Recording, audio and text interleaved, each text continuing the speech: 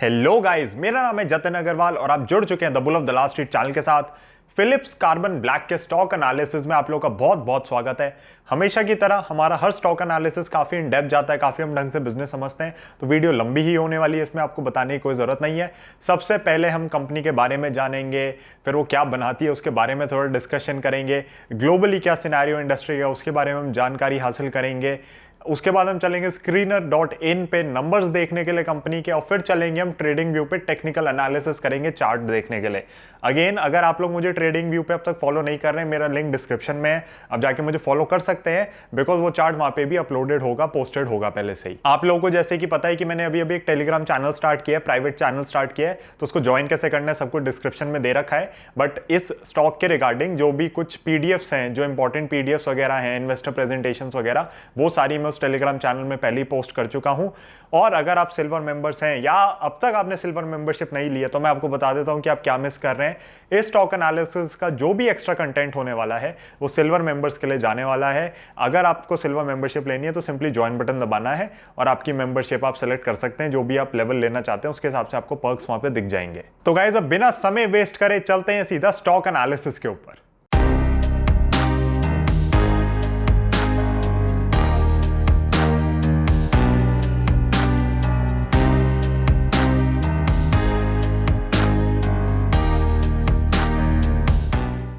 Philips Carbon Black RP Sanjiv Goenka group की company है। इस ग्रुप की आपने और भी कंपनी जरूर सुनी होंगी। मेरे ख्याल से आपने शायद स्पेंसर्स का नाम सुना होगा, शायद सारेगामा का नाम सुना होगा। अगर इनका भी नहीं सुना होगा तो सेस्क लिमिटेड का तो जरूर सुना होगा, CESC। तो मतलब ग्रुप काफी बड़ा है, कंपनीज कई सारी हैं, कुछ कुछ फ्लैगशिप कंपनीज ये हो गई। इनफैक्ट फिलिप्स कार्बन ब्लैक भी इनकी एक फ्लैगशिप कंपनी है। फिलिप्स कार्बन ब्लैक इंडिया का लार्जेस्ट प्लेयर है कार्बन ब्लैक सेगमेंट का, लार्जेस्ट एक्सपोर्टर भी है इंडिया का कार्बन ब्लैक सेगमेंट का, वर्ल्ड की 7th लार्जेस्ट कंपनी है कार्बन ब्लैक के अंदर। इसकी जो इंस्टॉल्ड कैपेसिटी है वो 0.5 मिलियन टन से ऊपर की है। तो आप सोच सकते हैं कि कितनी ज्यादा बड़ी कंपनी है, कितनी ज्यादा बड़ी प्रेजेंस है ग्लोबली आपको बहुत कम इंडियन प्लेयर्स ऐसे मिलेंगे जो वर्ल्ड में टॉप 10 में आते हैं। ये कंपनी उनमें से एक है अपने सेगमेंट के अंदर, कार्बन ब्लैक के अंदर, जिसको भी अभी हम समझेंगे डिटेल में। उसके अंदर ये 7th लार्जेस्ट प्लेयर है वर्ल्ड के अंदर। अब इस कंपनी को स्टार्ट किया गया था 1960s में। फिलिप पेट्रोलियम नाम की एक यूएस बेस्ड कंपनी थी, उसके साथ ऑपरेशन रिज्यूम किया था इन्होंने और कंपनी फॉर्म करी थी। 1962 तक इन्होंने अच्छे से प्रोडक्शन वगैरह चालू कर दी थी। बट ऑब्वियसली धीरे धीरे ग्रो करते हुए आज हम देख सकते हैं फिलिप्स कार्बन ब्लैक जिस लेवल पे पहुंच गई है वो बिल्कुल किसी ने सोचा ही नहीं होगा, क्योंकि ये 7th लार्जेस्ट प्लेयर है इस समय वर्ल्ड में। इसके पास 4 मैन्युफैक्चरिंग फैसिलिटीज हैं जो कि अलग अलग ज्योग्राफीज में स्प्रेड हैं इंडिया के अंदर ही, और वो स्ट्रेटेजिकली लोकेटेड है या तो टायर मैन्युफैक्चरर्स के पास या फिर आपके पोर्ट्स के पास, ताकि एक्सपोर्ट इंपोर्ट का काम बड़े आराम से चल सके, या फिर आपकी ट्रांसपोर्टेशन कॉस्ट बच सके, लॉजिस्टिक्स में इंप्रूवमेंट आ सके, एफिशिएंसी आ सके। और उसके लिए अच्छी जगहों पे आपके प्लांट्स का होने की बहुत ज्यादा जरूरत हो जाती है, जो कि फिलिप्स कार्बन ब्लैक के पास है। साथ ही साथ फिलिप्स कार्बन ब्लैक की प्रेजेंस 40 कंट्रीज में है। अब ये कार्बन ब्लैक होता क्या है, क्योंकि कंपनी कार्बन ब्लैक के बिजनेस में तो कार्बन ब्लैक को समझ लेते हैं। तो कार्बन ब्लैक आप सोच सकते हैं एक pure elemental type of carbon है, जो कि आपका पाउडर फॉर्म के अंदर होता है, और ये प्रोड्यूस होता है after thermal decomposition of gases और लिक्विड हाइड्रोकार्बन्स। तो कहीं ना कहीं कार्बन बेस्ड ही, ऑब्वियसली जब कार्बन ब्लैक नाम आ रहा है, बट ये पाउडर फॉर्म के अंदर होता है। इनफैक्ट फोटो देख के आप समझ ही गए होंगे कि कैसा दिखता है। अब कुछ कंपनीज इसको कोल तार से प्रोड्यूस करती हैं और कुछ इसको क्रूड ऑयल से प्रोड्यूस करती हैं। डिपेंड करता है कि आप किस तरीके से प्रोड्यूस कर रहे हो। प्रोडक्शन के मल्टीपल वेराइटीज हैं, मल्टीपल तरीके हैं। कार्बन ब्लैक 3 टाइप का होता है, रबर ब्लैक हो गया, हाई परफॉर्मेंस रबर ब्लैक हो गया, या फिर आपका हो सकता है नॉन रबर ब्लैक। इन तीनों को थोड़ा ढंग से समझते हैं। तो आपका रबर ब्लैक तो चलो नॉर्मल हो गया, जो रबर के अंदर जा रहा है और अपना काम करता है वहां पे, और किस किस तरीके से एप्लीकेशन है वो भी समझेंगे। हाई परफॉर्मेंस रबर ब्लैक जैसे कि नाम के अंदर है, तो थोड़ा बेटर ग्रेड का रबर ब्लैक हो गया। एंड जो आपका नॉन रबर ब्लैक का सेगमेंट हो गया है इसका, उसके अंदर आपके जो स्पेशलिटी केमिकल आता है, स्पेशलिटी कार्बन ब्लैक का जो सेगमेंट आता है, वो इसके अंदर इंक्लूड हो जाता है। ग्लोबल डिमांड अगर हम देखें तो टायर्स में सबसे ज्यादा डिमांड है। इनफैक्ट 75% 50% लगभग ग्लोबल डिमांड जो कार्बन ब्लैक की है वो टायर्स के लिए ही है। तो कहीं ना कहीं ऑटोमोबाइल का एक बहुत अच्छा प्रॉक्सी प्ले हो सकता है कार्बन ब्लैक आपके लिए। फिलिप्स कार्बन ब्लैक जैसी कंपनी आप उठा सकते हैं अगर आपको लग रहा है कि कहीं ना कहीं ऑटो सेक्टर के अंदर तेजी बनेगी, या फिर आपको लग रहा है कि टायर्स की सेल्स वगैरह बढ़ने वाली है। कभी भी आपको ऐसा कुछ भी फीलिंग आए, आपको लगे कि मेरे को टायर्स प्ले करने हैं, तो आप एक फिलिप्स कार्बन ब्लैक जैसी कंपनी भी उठा सकते हैं उस चीज को प्ले करने के लिए। तो अब लगभग 75% तो टायर्स के अंदर ही जा रहा है, बट डेफिनेटली और भी एप्लीकेशंस हैं। तो नॉन टायर रबर में आप मान सकते हैं 20% के अराउंड है, और अराउंड 5 to 7% आपका जाता है नॉन रबर सेगमेंट में। तो ये सेगमेंट नॉन रबर है, यानी कि रबर के अंदर ही फिलिप्स कार्बन ब्लैक जैसी कंपनीज का जो कार्बन ब्लैक है वो कहीं पे भी यूज नहीं हो रहा है। तो कार्बन ब्लैक के बारे में मैं आपको एक दो चीज और बताना चाहूंगा। पहली बात कि इसका कोई सब्स्टिट्यूट नहीं है। इनफैक्ट रबर इकोनॉमी हमारी इतनी ज्यादा फ्रेजाइल है, अगर कभी मेरे को मौका मिला तो जरूर इसको डिस्कस करेंगे। इनफैक्ट आप देख सकते हैं रबर की प्रोडक्शन कैसे पहले आई थिंक ब्राजील में सबसे ज्यादा होती थी, बट उसके बाद एक ही उनका इंसेक्ट होता है जो इन्फेक्ट करता है इनके प्लांट्स को, और उसके वजह से पूरी वहां की फसल खत्म हो चुकी है। और अब I think south east Asia और इस साइड पे ही ज्यादा प्रोडक्शन है रबर की। तो कहीं ना कहीं बहुत ही फ्रेजाइल इकोनॉमी है रबर की जो भी होती है हमारी।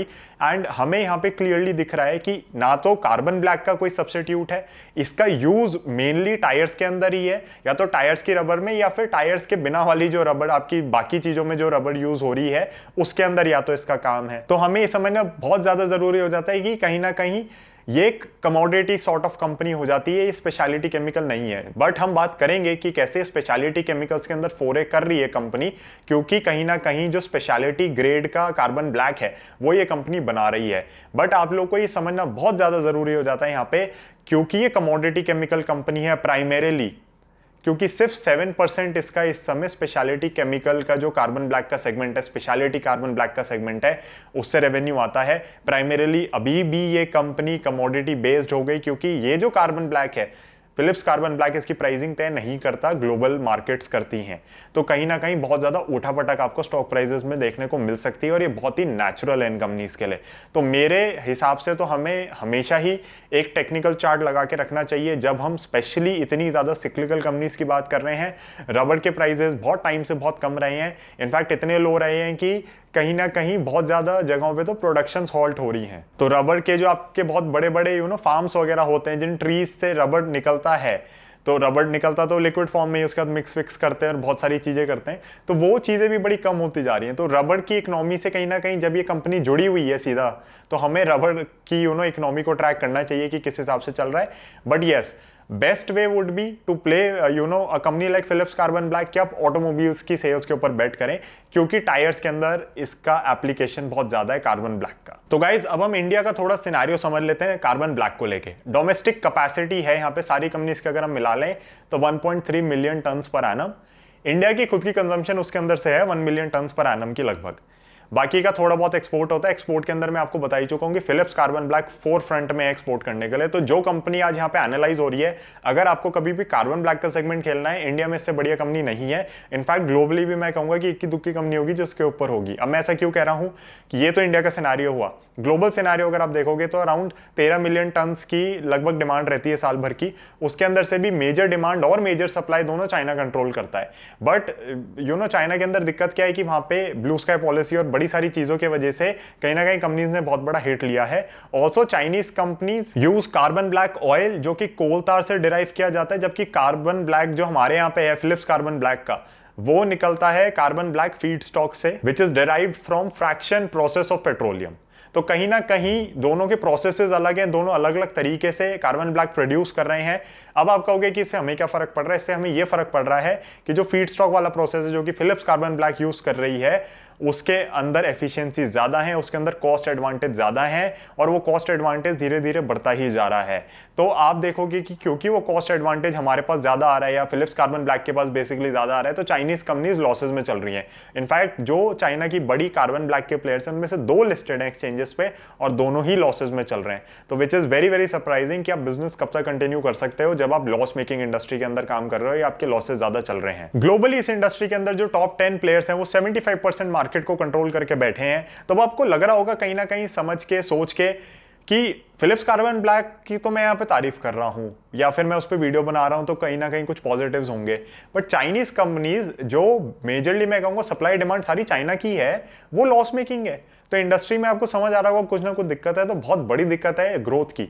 3.5% से सिर्फ ग्रो कर रहे हो। और अगेन जैसा मैं आपसे बार बार कह रहा हूँ, रबर से डायरेक्ट कनेक्टेड इकोनॉमी इस पूरे बिजनेस की, और रबर का बिजनेस अच्छा नहीं चल रहा। मतलब मेरे को पता है, मैंने बहुत ज्यादा रिसर्च करी है रबर पे। Luckily I found a video जिसके बेसिस पे मैं उस पर रिसर्च करता चला गया, तो मुझे समझ आया कि कितना फ्रेजाइल इकोनॉमी, कितना फ्रेजाइल बिजनेस है वो। एंड उसका कहीं ना कहीं इंपैक्ट हमें देखने को मिल रहा है जब आपकी सेल्स ग्रोथ नहीं है उस हिसाब से, या आपके रबर के प्राइसेस शूट अप नहीं कर रहे, वो गिरते जा रहे हैं, बड़े स्लो डाउन के अंदर आ गए हैं। तो इसके अंदर भी कहीं ना कहीं आपकी जो ग्रोथ है 3.5% की है, बट वो वॉल्यूम ग्रोथ है। वैल्यू ग्रोथ तो हमें पता ही नहीं कितनी है। वैल्यू ग्रोथ डिराइव करने के लिए आपको अपने मार्जिन खुद से इंप्रूव करने पड़ेंगे। अब जैसे फिलिप्स कार्बन ब्लैक, क्योंकि carbon black feed stock use करता है, तो उसके पास कॉस्ट एडवांटेज आ जाता है as compared to let's say your Chinese competitors. But अगर चाइनीज कंपेटिटर्स भी फ्यूचर में शिफ्ट करना चाहेंगे तो फिर वो कॉस्ट एडवांटेज वापस चला जाएगा। मुझे नहीं लगता शिफ्ट कर पाएंगे, बट अगर लॉसेज ही करते रहे तो कब तक ऐसे कंटिन्यू कर सकते हैं। तो उनको कहीं ना कहीं कुछ ना कुछ सोचना पड़ेगा। ऑल्सो फिलिप्स कार्बन ब्लैक को एंटी डंपिंग ड्यूटीज वगैरह का बहुत एडवांटेज हुआ है, जो कि हम देखेंगे कि किस हिसाब से इवॉल्व होती है, आगे कंटिन्यू होती है नहीं होती। बट मैं आप लोगों को एक चीज कहना चाहूंगा कि अगर एंटी डंपिंग ड्यूटी नहीं होती तो भी Phillips Carbon Black is very very competitive. इस कंपनी को कोई भी दिक्कत नहीं है। एक और बहुत बढ़िया चीज फिलिप्स कार्बन ब्लैक के साथ जो है कि जब ये अपना कार्बन ब्लैक बनाते हैं तो गैसेस वगैरह काफी इमिट होती हैं, तो वो गैसेस को ये खुद अपने पावर जनरेशन के लिए यूज कर लेते हैं। तो सोचो कितना बढ़िया बात है। और इनके पास अभी जो कैपेसिटी है वो 76 मेगावाट्स की है। उसको इनफैक्ट ये FY23 तक कह रहे हैं कि 98 मेगावाट्स कर देंगे। अब सबसे बढ़िया चीज क्या है कि इसमें से 60% पावर तो बाहर बेच देते हैं। तो आप अगर इनकी बैलेंस शीट या रेवेन्यू के नंबर्स कभी भी देखोगे तो आप देखोगे कि पावर का भी सेगमेंट है, क्योंकि पावर बेच रहे हैं तो पावर खुद से जनरेट कर रहे हैं, उसको खुद भी यूज कर रहे हैं और बाहर भी बेच रहे हैं। तो ये मैं कहूंगा एक बहुत ही स्मार्ट यूज है। प्लस क्योंकि हमें कहीं ना कहीं लग रहा है इंडिया के अंदर भी देखो, अगर कोई बहुत ज्यादा पोल्यूटिंग कंपनीज होती है ना, तो ये तो डेमोक्रेसी है, आपका यहाँ पे बहुत जल्दी बात फैल जाती है और गवर्नमेंट स्टेप इन करके कहीं ना कहीं रुकवा देती है, चाहे बिजनेस को कितना भी लॉस हो। चाइना तो फिर भी मैं कहूंगा कम्युनिस्ट गवर्नमेंट है, उसने फिर भी इतने बड़े बड़े स्टेप्स लिए हैं। तो कहीं ना कहीं यहाँ पे कंपनीज को बहुत ज्यादा जरूरी है कि वो एनवायरमेंट का ध्यान रखें, ताकि फ्यूचर में उनको दिक्कत ना आए कोई भी बिजनेस में। And I would say Phillips Carbon Black is one of the best companies to give you an example of how the company can reduce its carbon footprints. हमने बाकी कंपनीज के अंदर भी देखा है, इनफैक्ट दीपक नाइट्रेट वगैरह सबके अंदर हमने देखा है। बहुत सारी कंपनीज तो अब जो नए प्लांट्स लगा रही हैं, they are compulsorily zero discharge plants. तो बहुत बड़ी बात हो जाती है कि ये इंडस्ट्री जो कि इतनी पॉल्यूटिंग और वो मानी जाती थी, वो भी इतनी एफिशिएंट हो गई है कि उसके एडवांटेजेस बहुत ज्यादा है as compared to the disadvantages that it is causing to the environment. कहीं ना कहीं देखो कुछ ना कुछ तो अभी भी होता है, बट वो इतना कम हो गया है कि आप जेन्युइनली अब सोच सकते हैं कि इन कंपनीज का कार्बन फुटप्रिंट बहुत ज्यादा कम है और अब ये एक पॉजिटिव वे में एनवायरमेंट को और इकोनॉमी को इंपैक्ट कर रही है। मुझे यहाँ पे बताने की जरूरत नहीं पड़नी चाहिए कि इस कंपनी के एक्सीलेंट रिलेशनशिप्स हैं पिछले कई सारे सालों से अपने बड़े बड़े जो टायर सेक्टर में प्लेयर्स हैं उनके साथ, जैसे कि MRF हो गया, सियाट हो गया, ब्रिजस्टोन हो गया, योकोहामा हो गया, आपका मिशेलिन हो गया। इन सब कंपनीज का टाइप और बहुत सारी कंपनीज के साथ भी टाइप है और कोई भी दिक्कत नहीं है। This is one of the best companies to play the carbon black segment. मैं आपसे अगेन कह रहा हूं, इनफैक्ट मुझे इक्का दुक्का ही कोई प्लेयर हो सकता है जो बाहर इनसे बढ़िया हो। इनफैक्ट एक चीज और बता दूं, यूरोप और यूएस के अंदर तो कैपेसिटी एक्सपेंशन ही नहीं हुआ है कार्बन ब्लैक सेगमेंट में, और चाइना के अंदर भी नहीं हो पाया है। क्योंकि चाइना के अंदर भी मीनिंगफुल एक्सपेंशन क्यों नहीं हुआ? क्योंकि उनकी जो ब्लू स्काई पॉलिसी लगी हुई है, और यूरोप और यूएस ने तो कैपेसिटी ही ऐड नहीं करी है। तो कहीं ना कहीं फिलिप्स कार्बन ब्लैक के जो फ्यूचर ग्रोथ प्लान्स हैं उनसे हमें लगता है कि ये कैपेसिटी वगैरह बढ़ाना चाह रहे हैं। तो उसकी वजह से मुझे लगता है कि कहीं ना कहीं इसमें वॉल्यूम ग्रोथ तो आएगी आएगी। अब हम बात करते हैं कि वैल्यू ग्रोथ कैसे आएगी। तो वॉल्यूम ग्रोथ तो आपको समझ आ गई, कैपेसिटी बढ़ेगी, वॉल्यूम आपकी ज्यादा हो गई, वॉल्यूम ग्रोथ आ गई। वैल्यू ग्रोथ आती है तब जब आपके मार्जिन इंप्रूव होते हैं। अब तक आपको समझ आएगी पूरा जो बिजनेस है कमोडिटी टाइप का बिजनेस है, मार्जिन इतने अच्छे नहीं है, इंडस्ट्री में ग्रोथ भी अच्छी नहीं है। तो अब आप मार्जिन पे कैसे जाओगे? आप जाओगे जब आप स्पेशलिटी ब्लैक पे फोकस करोगे। जी हाँ, स्पेशलिटी कार्बन ब्लैक की जो हमने स्टार्टिंग में बात करी थी, अगर आप उस पर फोकस करते हो तो फिर आप इसके अंदर वैल्यू ग्रोथ ला सकते हो। न्यू जिंक हो गई, पेंट्स हो गए, कोटिंग्स हो गई, वायर्स हो गई, इंजीनियरिंग प्लास्टिक्स हो गए, इन सब के अंदर आपका स्पेशलिटी कार्बन ब्लैक का यूज है। अब कंपनी इसके अंदर डेफिनेटली ग्रो करना चाह रही है और बहुत ढंग से इन्वेस्टमेंट्स वगैरह कर रही है और अपनी कैपेसिटी इसके अंदर बढ़ा रही है, क्योंकि एक हाई मार्जिन बिजनेस है। इनफैक्ट फ्यूचर ग्रोथ अपॉर्चुनिटीज अगर आप फिलिप्स कार्बन ब्लैक को लंबे समय के लिए खेलते हैं तो आपको इसी सेगमेंट से आती हुई दिखेंगी, जो कि अभी सिर्फ 7% है रेवेन्यू का। इनफैक्ट मैं एक और चीज बता दूं कि कंपनी एक्सपैंड तो डेफिनेटली कर रही है, बट बहुत एग्रेसिवली एक्सपैंड कर रही है, तो अपनी कैपेसिटी वगैरह बढ़ाते जा रहे हैं और हम फ्यूचर में देखेंगे कि किस तरीके से इस सेगमेंट से रेवेन्यू बढ़ता है। जैसे ही एक वो इन्फ्लेक्शन पॉइंट आ जाएगा, एक जेस्टेशन पीरियड खत्म हो जाएगा, तो आप देखेंगे कि रेवेन्यू की जो ग्रोथ है या आपके जो ऑपरेटिंग प्रॉफिट के मार्जिन्स हैं या आपके जो नॉर्मल बिजनेस के बाकी मार्जिन्स वगैरह हो गए, सब में इंप्रूवमेंट आनी शुरू हो जाएगी। और मजा तो तब आएगा ना जब ये सेगमेंट लेट से 1/4 हो बिजनेस का रेवेन्यू में, या आधा ही हो जाए कभी जाके, तो तब हमें पता चलेगा कि हाँ, ये एक फंडामेंटली स्ट्रक्चरली बहुत साउंड कंपनी बन गई है। अभी भी कंपनी में कोई दिक्कत नहीं है, अगेन फाइनेंशियल्स मैंने गो थ्रू करे, मुझे कोई भी एरर नहीं मिला है, कोई रेड फ्लैग नहीं मिला है, बट अभी ये कंपनी सिक्लिकल है नेचर में, तब ये एक स्ट्रक्चरल ग्रोथ स्टोरी बन सकती है, जैसे कि आपकी एफएमसीजी, आईटी होती हैं, या फार्मा भी टू अ सर्टेन एक्सटेंट है। फार्मा में बीच में बेचारी बहुत भाग गई थी, तो लंबे टाइम की करेक्शन हो गई उनकी ज्यादा ही, बट ये सारे आपकी स्ट्रक्चरल ग्रोथ स्टोरीज हैं और वही कहीं ना कहीं मुझे लग रहा है कि इस कार्बन ब्लैक कंपनी के साथ भी हो सकता है। बट अगेन, जब तक स्पेशलिटी कार्बन का सेगमेंट नहीं बड़ा हो जाता, स्पेशलिटी कार्बन ब्लैक का सेगमेंट बड़ा नहीं हो जाता, तब तक हम कुछ कह नहीं सकते, तब तक हम उस पर ये वाला कॉल नहीं ले सकते कि इसको पोर्टफोलियो में रख के भूल जाए। मेरे हिसाब से कभी भी कोई भी सिक्लिकल कंपनी आप प्ले करते हो तो चार्ट्स पे चलो, चार्ट्स को समझो, चार्ट्स आपसे क्या कहना चाह रहे हैं, बाय करवा रहे हैं बाय करो, सेल करवा रहे हैं सेल करो, अपने प्रॉफिट्स एंजॉय करो। इस टाइप की कंपनीज बहुत अच्छे से रैली देती हैं, बट जब इनकी टूटने की बारी आती है तब बिल्कुल पोर्टफोलियो को इतनी डैमेजेस देकर जाती हैं, इतनी नेगेटिव रिटर्न्स देकर जाती हैं कि I have seen an number of portfolios that have been damaged by such beautiful companies, क्योंकि उन्होंने उसको बहुत हाई वैल्यूएशन पे ले लिया था, बस that is the simple reason. तो अगर आप एक पोर्टफोलियो बना रहे हैं तो आप एक सिक्लिकल कंपनीज के अलग से बास्केट बना सकते हैं, उनको अलग से खेल सकते हैं, बट आप अपनी पोर्टफोलियो एलोकेशन वगैरह समझ के वो सारी चीजें करें, अपना नेचर समझें, वॉलिटिलिटी आप कितनी झेल सकते हैं, आप क्या रोज मार्केट को देख सकते हैं, वो सारी चीजें आप समझें और उसके बाद ही करें। लेकिन अगर आप एक इन्वेस्टमेंट एडवाइजर को कॉन्टैक्ट करना चाहते हैं तो आप मनी क्राफ्ट को कॉन्टैक्ट कर सकते हैं। Money craft is a SEBI registered investment advisory firm, and आप मेरे को मोबाइल नंबर मेरा जो है डिस्क्रिप्शन में है, ईमेल आईडी डिस्क्रिप्शन में, तो आप मुझे कॉन्टैक्ट कर सकते हैं। अब चलते हैं अपने स्क्रीन के ऊपर, स्क्रीनर पे एक बार नंबर्स देख लेते हैं, ट्रेडिंग व्यू पर चार्ट देख लेते हैं। इस वीडियो को वहीं एंड करेंगे। सिल्वर मेंबर्स आप लोगों के लिए एक्स्ट्रा कंटेंट आ चुका होगा, तो आप अपने कम्युनिटी टैब के अंदर जाके वो भी देख सकते हैं। तो गाइज हम आ चुके हैं screener.in पे। अगर आपने स्क्रीनर अब तक यूज़ नहीं किया यार, मतलब फंडामेंटल एनालिसिस के लिए आपको इससे बढ़िया सॉफ्टवेयर नहीं मिल सकता है। इनफैक्ट आप आपके खुद के स्क्रीनर्स बना सकते हो, स्टॉक्स को फिल्टर आउट कर सकते हो, स्क्रीन कर सकते हो, एंड उसके बाद आप रिसर्च वगैरह बहुत आराम से कर सकते हो। तो किसी वीडियो में स्क्रीनर को भी डिस्कस करेंगे, जो स्टॉक मार्केट की बेसिक सीरीज चल रही है बिगनर्स के लिए, उसमें हम जरूर बात करेंगे। फिलिप्स कार्बन ब्लैक 3500 करोड़ की कंपनी, सोचो वर्ल्ड का 7th लार्जेस्ट कार्बन ब्लैक का प्लेयर है, 3500 करोड़ की मार्केट कैप पे आपको मिल रहा है। करंट प्राइस इसका 200 रुपये का चल रहा है, hardly matters to us. Stock का पीई देखो, इन्फ्लेट डिफ्लेट होता रहेगा इनका पीई रेशियो, आप देख सकते हो यहाँ पे पी रेशियो अगर मैं डालूँ, ये तो चलो केपेक्स वेपेक्स कुछ आया होगा, बट ये इन्फ्लेट डिफ्लेट होता रहेगा। अगर हम यहाँ पे हम ध्यान दें, ये पूरा इन्फ्लेशनरी डिफ्लेशनरी होता है नेचर में, बट आप मान सकते हो कि कहीं ना कहीं 8 से 15 के बीच में आपको पी रेशियो मिल जाएगा। बट इट डिपेंड्स कि किस समय पे आप किस साइकिल में और कहाँ पे आप इसको पकड़ रहे हो कंपनी को। हमें जो ज़्यादा ध्यान देना होता है, अब मैं रिटर्न रेशियोज़ पे ज़्यादा ध्यान देता हूँ। मेरे लिए पी रेशियो वगैरह मैंने काफ़ी इसके ऊपर अपने ब्लॉग में भी लिखा है, तो वेबसाइट के ऊपर आप जाके देख सकते हैं। बट पी रेशियो बहुत बारी आपको मिसगाइड कर देता है। तो रिटर्न रेशियोज़ देखो, return on capital employed is 16.5%, return on equity is 16.7%, जो कि ठीक है। मेरी प्रेफरेंस होती है आरओई की 20% के ऊपर, और आरओसीई चलता है हमें 15% के ऊपर, ऐसी कोई दिक्कत नहीं है। बट द प्रॉब्लम इज ये सिक्लिकल बिजनेस है, तो इसको मैं उन बिजनेसेस की तरह का भी वैल्यू ही नहीं कर सकता। प्लस ये आपको ट्रेलिंग 12 मंथ्स का डेटा दिखा रहा होता है यहाँ पे, तो उसमें भी कुछ ना कुछ दिक्कत आएगी, क्योंकि आपका कोविड के लॉकडाउन्स वगैरह सब कुछ इन्वॉल्व थे।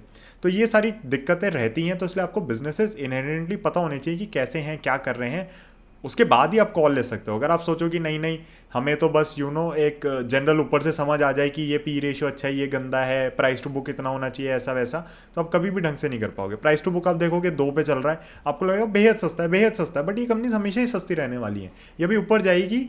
इसके ऊपर जाने में लिखा हुआ है कि इसको नीचे घूम के आना है। जब तक ये स्पेशलिटी ब्लैक के अंदर बहुत बड़ा रेवेन्यू वहाँ से ड्राइव नहीं करने लग जाती कंपनी, तब तक इसके साथ दिक्कत ही रहेगी। सेल्स ग्रोथ वगैरह आप छोड़ दो अभी, लास्ट 5 साल की देखोगे तो वही इंडस्ट्री स्टैंडर्ड हमें पता ही है कि बहुत ही कम है, तो उसी हिसाब से कहीं ना कहीं ये चल रही है। इंडस्ट्री की ग्रोथ हमने डिस्कस करी थी 3.5% के अराउंड है। प्रॉफिट वगैरह डेफिनेटली अच्छे से ग्रो कर रहे हैं, कहीं ना कहीं ऑपरेटिंग प्रॉफिट मार्जिन वगैरह इंप्रूव होते जा रहे होंगे कंपनी के, वो हम नीचे जाके एक बार देख लेंगे। तो नीचे हम चलते हैं, यहाँ पे एक छोटा सा इन्होंने सेल्स एंड मार्जिन वगैरह दे रखा है, तो आप देख सकते हो ये कैसे डिप आया होगा सेल मार्जिन वगैरह में और कैसे इंप्रूव हो रहे हैं अब। तो ये डेफिनेटली एक इंप्रूविंग पिक्चर है। इनफैक्ट ये जो आपका रन आया था बहुत ही भयानक था, स्टॉक के प्राइस में भी आपको मिला। तो अगर आप एक कार्बन ब्लैक की कंपनी देख रहे हैं, कमोडिटी की कंपनी देख रहे हैं, तो आप स्क्रीन पे जाके डेफिनेटली सेल्स एंड मार्जिन पे क्लिक कर सकते हैं। उससे आपको एक तरीके से मार्जिन एक्सपेंशन होता हुआ अगर हो रहा है तो दिख रहा होगा यहाँ पे, राइट। अगर वो आपको दिख रहा है तो फिर आप definitely you can bet basically कि ये स्टॉक ऊपर जाएगा, इसमें एक अच्छी चाल बन सकती है। यहाँ पे कंपैरिजन वगैरह हम छोड़ देते हैं क्योंकि हम तो भैया इसको ग्लोबल कंपनी से कंपेयर कर रहे हैं, तो यहाँ पे तो कार्बन ब्लैक का हमें पता इतना नहीं है। क्वार्टरली रिजल्ट्स भी एक बार मैं स्किप करना चाहूँगा। Let's go to your consolidated numbers for per annum basis पे, हर साल के हम देख लेते हैं एक बार। ऑपरेटिंग प्रॉफिट मार्जिन आपको दिख रहा है यहाँ पे कि कैसे चला आ रहा था और ये तो बिल्कुल ख़त्म हो गया था। ये आपकी सिक्लिकलिटी है बिजनेस की, इसकी साइकिल अब पता नहीं कितनी लंबी बैठे कितनी ना बैठे, बिकॉज लेटर स्टेजेस में इसने मार्जिन अपना होल्ड किया है बट स्टॉक प्राइस होल्ड नहीं हुआ, क्योंकि कहीं ना कहीं ऑपरेटिंग प्रॉफिट या सेल्स ग्रोथ उस हिसाब से ख़त्म होती हुई हमें दिखी है। तो ये चीज़ आपको समझनी बहुत ज़्यादा ज़रूरी है। यहाँ पे आप देख सकते हो सेल्स ग्रोथ कैसे आपकी गिरनी शुरू हो गई, फिर बढ़ी है, फिर बढ़ी है, और अब हमें वापस लग रहा है कि कहीं ना कहीं अब तो सप्लाई साइड का शॉक है सारी कमोडिटीज़ में, तो सब ही बहुत अच्छे से भाग रही हैं और ये भी कहीं ना कहीं अच्छे से परफॉर्म करती चलेंगी। तो इसके अंदर आपको ये जो नंबर है OPM का, ऑपरेटिंग प्रॉफिट मार्जिन का, देखना बहुत ज़्यादा ज़रूरी हो जाता है। इसके अंदर मुझे अब नहीं लगता कोई ऐसी बड़ी दिक्कत आएगी। ये नंबर्स हमें शायद कभी भी वापस देखने को ना मिले, ज़्यादा से ज़्यादा लोअर डबल डिजिट्स में जा सकता है मेरे हिसाब से, उससे ज़्यादा इसके अंदर नहीं आनी चाहिए दिक्कत। 20% के ऊपर के ऑपरेटिंग प्रॉफिट मार्जिन हमें देखने को मिलेंगे, वो भी मुझे काफ़ी मुश्किल लग रहा है, तो वो भी नहीं लगता कि होगा। आप कंपाउंडेड प्रॉफिट ग्रोथ और स्टॉक प्राइस की कैगर देख सकते हो, तो कहीं ना कहीं आपको लगेगा बहुत बड़ा मिसमैच है, बट एक्चुअली नहीं है, क्योंकि सिक्लिकलिटी होती है तो बिजनेसेस पहले भागते हैं, उसके बाद नंबर्स आते हैं। तो स्टॉक प्राइस हमेशा ही पहले डिस्काउंट करके चीज़ें चल देता है, तो ऑलमोस्ट कंपेरेबल है ऑफ कोर्स, क्योंकि पिछले 10 साल में आप देख सकते हो कि प्रॉफिट की ग्रोथ तो 9% आई है, स्टॉक प्राइस का अगर 21% आया, तो मैं कैसे कह रहा हूँ कंपेरेबल है, बट आप ये भूल रहे हो कि इस समय 7th लार्जेस्ट प्लेयर है। तो बहुत सारी चीज़ें हो जाती है कंसिडर करने के लिए जब स्टॉक प्राइस का आप क्या अगर देख रहे हो। ग्लोबली 7 लार्जेस्ट, इंडिया का लार्जेस्ट, तो कहीं ना कहीं प्रीमियम कमांड करके चलेगा। इनफैक्ट जो इसके कंपेटिटर्स वगैरह जो listed, I think Goa carbon का आप सबने नाम सुना होगा, वो कभी भी ऐसी बड़ी वैल्यूएशंस पे ट्रेड नहीं कर सकते, उसके अंदर हमेशा ही सर्किट्स के अंदर ही ट्रेडिंग हो रही होती थी। मुझे ध्यान है जो पिछली इनकी बुल रन थी 2017 की, तो सर्किट्स में ही डील हो रहा होता था, समझ ही नहीं आता था क्या है, बट ये बहुत ही बढ़िया, बहुत ही जेन्युइन, बहुत ही अच्छा बिजनेस है, कोई दिक्कत की बात नहीं है। यहाँ पे आप बैलेंस शीट वगैरह गो थ्रू कर सकते हैं। बैलेंस शीट के अंदर ऐसा कुछ है नहीं जो मैं आपको स्पेसिफिकली जाके बताऊं। रेवेन्यू के अंदर हम देख ही चुके हैं कि इनका रेवेन्यू डेफिनेटली कहीं ना कहीं, इसको अगर हम करें सेल्स ग्रोथ यहाँ पे इन्होंने दे रखी है, बट सेल्स के अंदर अगर हम कभी भी जाके देखेंगे तो इसमें आपको कार्बन ब्लैक का सेगमेंट तो मिलेगा ही, बट इसके अंदर पावर का सेगमेंट भी मिलेगा, क्योंकि पावर बेच रहे हैं, कोई दिक्कत की बात नहीं है। कैश फ्लो भी हम देख सकते हैं, अगेन कैश फ्लो में कोई दिक्कत नहीं है, सारे फाइनेंशियल्स में गो थ्रू कर चुका हूँ, मेरे को कोई भी रेड फ्लैग नहीं मिला फाइनेंशियल्स के अंदर, तो यू कैन बी हैप्पी कि फाइनेंशियली कंपनी में ऐसे कोई बड़ा झोल झाल नहीं है जो कि बहुत बार आपको इन्वेस्ट करने से रोकता है। प्रमोटर होल्डिंग आप देख सकते हो कांस्टेंट चली आ रही है, उसमें भी कोई दिक्कत नहीं है। एंड पब्लिक के पास रिसेंटली थोड़े शेयर्स बढ़ गए हैं, कुछ लोगों के लिए नेगेटिव फैक्टर होता है, मुझे कोई ऐसा खास फर्क नहीं पड़ता। एफआईज ने थोड़ी सेलिंग करी है, पब्लिक के पास थोड़ा स्टॉक ज़्यादा हैं, तो एक वीडियो मैं इस पर भी ज़रूर बनाना चाह रहा हूँ, एफआईज वर्सेज डीआईज या फिर रिटेल इन्वेस्टर्स। क्योंकि होता क्या है, बहुत बार हमारे मन में बैठा होता है कि एफआईज हैं तो भैया इनके पैसे की वैल्यू ज़्यादा है, डीआईज की थोड़ी कम है, which I do not understand. But बहुत लोग अभी भी कहते हैं कि एफआईज अगर पैसा डाल रहे हैं तो बहुत ज़्यादा फर्क पड़ता है, डीआईज से इतना नहीं फर्क पड़ता। अगेन पैसा पैसा होता है, कोई उस पर नहीं लिखा होता कि भैया अमेरिका से आया या इंडिया से आया, सब यहाँ पे रुपये में कन्वर्ट होकर डल रहा होता है। इनफैक्ट पिछले जो कोविड क्रैश था हमारा, जो मार्च का महीना था, उसके अंदर हमने देखा कि डीआईजी बाई कर रहे थे, क्योंकि म्यूचुअल फंड्स ही बाइंग कर रहे थे, एफआईएस तो सारे यहाँ से चले गए थे। तो मतलब वहाँ पे फिर कौन समझदार हुआ, मेरे को तो ये बताओ अब, जब मार्च में बाइंग हुई है। तो अगेन ये आप गो थ्रू कर सकते हैं यहाँ पे स्क्रीनर पे, आई मीन यहाँ पे आप थीम वीम भी चेंज कर सकते हैं। तो मेरे लिए स्क्रीनर बहुत एक अच्छा सॉफ्टवेयर है, मेरे को बहुत ज़्यादा पसंद है, आप लोग डेफिनेटली इसको जाके चेकआउट कर सकते हैं। और मेरी प्राइमरीली सारी रिसर्च जो कि हम हमारी प्रोप्राइटरी रिसर्च है, हमारा जो सारे रेशियोज वगैरह हमने जो डेवलप करे थे, और कहीं ना कहीं उनकी एप्लीकेशन जो हमने डेवलप करी थी मनी क्राफ्ट के लिए और the bull of the last street के लिए, सब कुछ स्क्रीनर को यूज़ करके ही हमने किया है। और yes, I have the premium version, but I think जो फ्री वर्जन है मोर देन इनफ है, तो आप उसको डेफिनेटली जाके एक्सप्लोर करें अगर अब तक आपने नहीं किया है तो। अब चलते हैं ट्रेडिंग व्यू के ऊपर। ट्रेडिंग व्यू की भी अगेन गाइस आईडी जो मेरा लिंक है वो डिस्क्रिप्शन में है। फॉलो नहीं कर रहे हो तो आप अपना ही नुकसान कर रहे हो, क्योंकि फॉलो करने में कुछ ज़्यादा नहीं है। फिलिप्स कार्बन ब्लैक में मैंने ये लाइंस बहुत पहले से बना रखी थी, जब डेफिनेटली इसके ऊपर एक ब्रेकआउट आया था जो कि जनवरी के अराउंड है। तो ये लाइंस मेरी पास्ट की हैं जो सेव्ड चल रही हैं इसके अंदर। अब ये जो इसका जोन है, जब तक ये 215 नहीं काट देता, मैं आपको नहीं कहूँगा आप इसके अंदर फ्रेश पोजीशन लो। आप देख सकते हो कैसी सीधी चाल में ऊपर गए। इनफैक्ट अगर मैं यहाँ पे एक लाइन बनाऊँ ना, यहाँ पे बन भी जाएगी, देखना ये इसकी सीधी चाल आ रही है यहाँ पे, ये आप देख सकते हो। यहाँ से एक्सेलरेटेड जाना शुरू हुआ है ये, बट ये इसी पे आके टकराया है, और ये यहाँ पे आपका संगम हो रहा है लाइंस का सारा। तो इसको मैं कहता हूँ, मैं तो संगम ही कहता हूँ इसको, जब मल्टीपल ट्रेंड लाइंस टकरा रही होती हैं और स्टॉक वहाँ पे उनको रिस्पेक्ट कर रहा होता है, कोई भी दिक्कत की बात नहीं है। 215 काटे आप इसके अंदर डेफिनेटली जा सकते हो। अब आप कहोगे कि 215 कटेगा तो जितने जा कहाँ तक सकता है, तो देखो इमीडिएट टारगेट तो ज़्यादा नहीं है, 250 तक के ही है। अब बहुत लोगों के लिए बहुत ज़्यादा के होंगे टारगेट्स, बट हम इतने छोटे लेवल्स पे काम नहीं करते। मुझे ऑनेस्टली लगता है अगर ये साइकिल सस्टेन होती है ना, तो 270 के लेवल्स तो बहुत आसानी से आपको देखने को मिल जाएंगे। इसको तो हम हटा देते हैं। और अगर जेन्युइनली ये साइकिल अच्छी है, इसके अंदर कोई दिक्कत नहीं है, तो फिर ये जो पुराना हाई था ना, ये भी आपको कटता हुआ दिखेगा। बट ये पुराने हाई में जो उसने काम किया है ना, ये बहुत ही ख़राब किया है। तो मुझे कैसे ध्यान है, क्योंकि फिलिप्स कार्बन ब्लैक मेरे पास होता था, उस समय इतनी नॉलेज नहीं होती थी अनफॉर्चुनेटली, वरना इसमें से बहुत पहले मैं निकल गया था और बहुत हैवी प्रॉफिट्स बुक किए होते या फिर और बाइंग कर ली होती। बट ठीक है, देर है दुरुस्त है, वो वाली बात है। In markets you keep on learning a new thing every day, every now and then, every minute.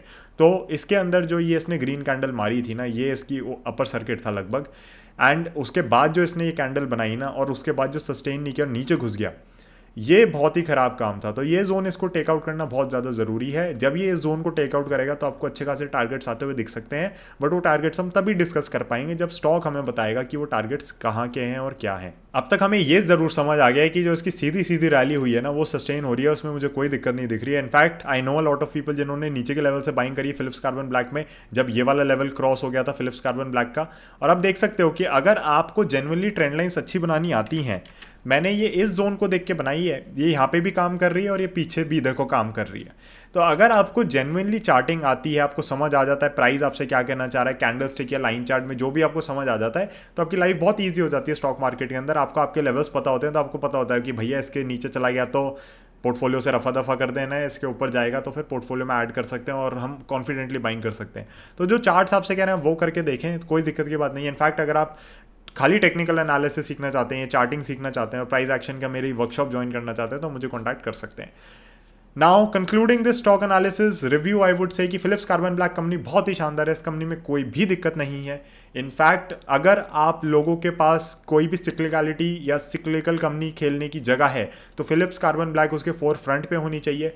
आप ऑटोमोबाइल की जो साइकिल होती है उसको खेल सकते हैं, रबड़ की साइकिल खेल सकते हैं, आप बड़ी सारी साइकिल्स इससे खेल सकते हैं। अगर आप उन साइकिल्स को नहीं पकड़ पाते तो चार्ट आपको बता देता है कि कब एक अपवर्ड मूवमेंट आ रहा है। अब इसके अंदर देखो हायर बॉटम्स बन रहे हैं, तो बताने की ज़रूरत है क्या कि अप ट्रेंड है, मतलब it's obvious, it's common sense. तो अगर आपको लगता है कि हाँ ठीक है, ये सारी चीज़ों से मेरे को समझ आ जाता है, तो मेरे हिसाब से फिलिप्स कार्बन ब्लैक जैसी कंपनी को आप डेफिनेटली साइकिल्स प्ले करने के लिए खरीद सकते हैं। मैं अभी भी रेकमेंड नहीं कर पाऊंगा कि आप इसको पोर्टफोलियो में खरीद के भूल जाएं, बिकॉज जब साइकिल टर्न होगी, जब तक ये स्पेशलिटी कार्बन ब्लैक में बहुत हैवी प्लेयर नहीं बन जाते, बहुत एक्सपेंशन नहीं कर लेते, तब तक थोड़ी दिक्कत रहेगी। जैसी साइकिल टर्न होगी आप देखोगे स्टॉक का प्राइस वापस नीचे आने लगेगा, या फिर अगर प्राइस करेक्शन नहीं देगा तो टाइम वाइज करेक्शन दे देगा। ये भी याद रखना, दो टाइप से करेक्शन होती है, प्राइस वाइज या टाइम वाइज। आईटीसी में हमें टाइम वाइज ज़्यादा दिख रही है, प्राइस वाइज इतनी नहीं है आईटीसी में। कुछ लोग कह सकते हैं कि भैया 40-50% डाउन है, बट ठीक है, उसमें मेरे को लग रहा है टाइम वाइज करेक्शन ज़्यादा चल रही है। इसके अंदर आपने देखा ये थी प्राइस वाइज करेक्शन और ये ऊपर चल दिया। फार्मा सेक्टर में जो हमारा जेनरिक फार्मा सेक्टर, उसके अंदर हमने देखी है टाइम वाइज करेक्शन और प्राइस वाइज करेक्शन भी।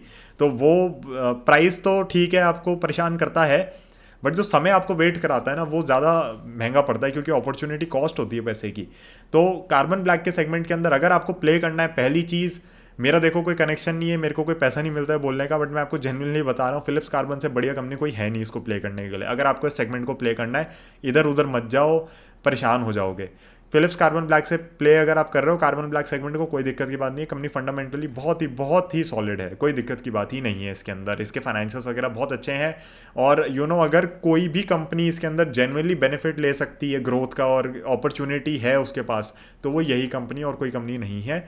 Again concluding, commodity based chemical है तो सिक्लिकल रहेगा बिजनेस, तो आप अपने एडवाइजर की सलाह लेके इसके अंदर इन्वेस्ट करें या खुद का एनालिसिस जरूर करें। वीडियो एंड करते हुए मैं जरूर आप लोगों के कमेंट्स जानना चाहूंगा स्टॉक एनालिसिस के ऊपर, और आप मुझे जरूर कमेंट्स में बताएं कि क्या आपके पास फिलिप्स कार्बन ब्लैक है पोर्टफोलियो के अंदर, या आप क्या सोचते हैं ऑटो सेगमेंट के अंदर सेल्स वगैरह कैसी आ सकती हैं, क्या उसका फ्यूचर लग रहा है आपको, इमीडिएट फ्यूचर जो है कंसिडरिंग कि वापस से कोविड का लॉकडाउन सी हमें सिचुएशन दिख रही है, और क्या आप फिलिप्स कार्बन ब्लैक में इन्वेस्ट करना चाहेंगे या आपके पहले से पोर्टफोलियो में है। तो ये सब आप मुझे जरूर बताएं कमेंट सेक्शन में, थोड़ा इंटरेक्टिव बनाते हैं। I try my best to answer each and every comment. Thank you so much for watching this one. I see you very soon in the next one.